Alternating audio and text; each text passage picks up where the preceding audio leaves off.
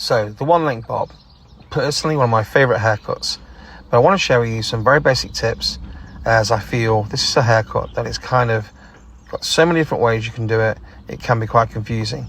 Ultimately, my goal is to work with the lowest amount of tension and simply just hold the hair still with my comb, allowing the roots to pull back and sit in a more natural position, enabling me to work as close to the natural fall as possible. When we say natural fall, we mean how the hair will sit naturally without us touching it. So here I am, working my large section, working forward diagonal, flowing through the front. I allow the comb to hold the hair. I tap gently above the ear and gently below the ear. And finally, I tap above the comb, which is to keep the elevation low to 0. The elevation ultimately controls how thick or how dense the line looks.